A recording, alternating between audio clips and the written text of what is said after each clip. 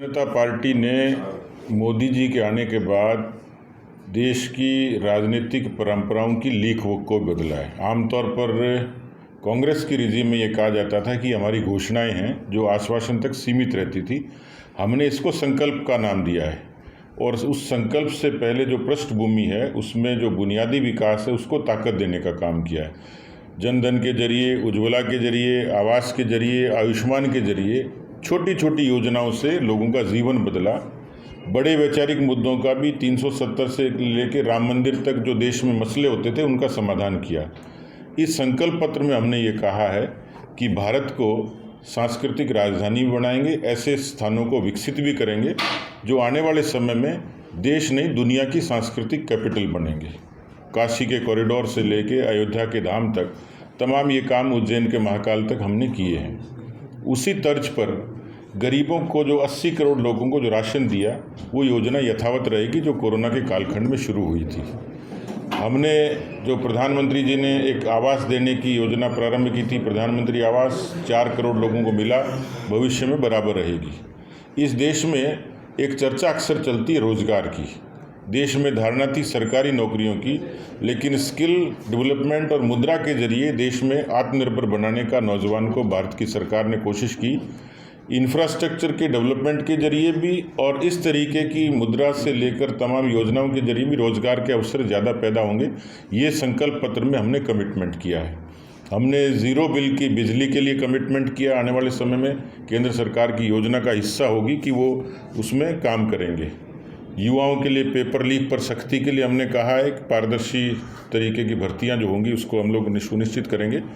एक जो बड़ा संकल्प है, प्रधानमंत्री जी अक्सर कहते हैं कि मैं 2023 की नहीं 2047 की बात करता हूं। भारत दुनिया की तीसरी बड़ी अर्थव्यवस्था बने, अभी हम लोग 5वीं अर्थव्यवस्था हैं, तीसरी बने, इसके लिए इस संकल्प पत्र में उस चीज़ का पूरा भरोसा दिलाया गया कि भारत की सरकार, मोदी जी की सरकार तीसरे टर्म में ऐसा काम करेगी कि हम दुनिया को तीसरी बड़ी अर्थशक्ति बनने में मदद करें। सर, आप हरियाणा के प्रभारी हैं, 10 लोकसभा क्षेत्र को लेकर कैसे देखते हैं? भारतीय जनता पार्टी के प्रत्याशियों को कैसे देखते हैं? देखिए, हरियाणा के जनमानस में जब से बदलाव हुआ है, वाजपेयी जी के समय इसकी शुरुआत हुई और मोदी जी के बाद में 14 और 19 में हरियाणा की जनता ने एक अच्छा मैंडेट दिया।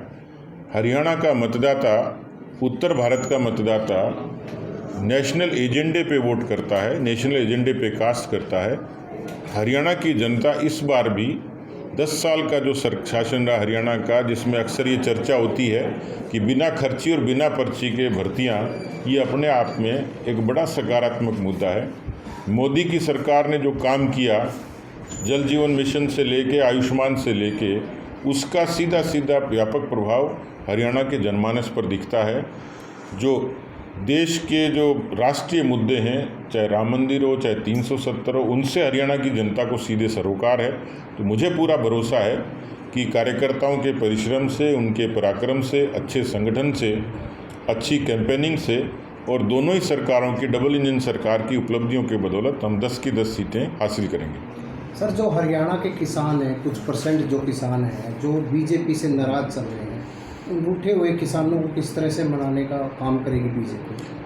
देखिए, बहुत सकारात्मकता है और उसका एक सीधा सीधा कारण है कि इस देश में प्रधानमंत्री किसान सम्मान निधि जैसा नवाचार हुआ। हरियाणा के अधिसंख्यक किसानों को उसका लाभ हुआ, फसलों की बीमा योजना को लाभ हुआ और अनेकों जिस तरीके के इनोवेशन हुए खेती में, उसका लाभ सीधे सीधे हरियाणा के किसान को हुआ है।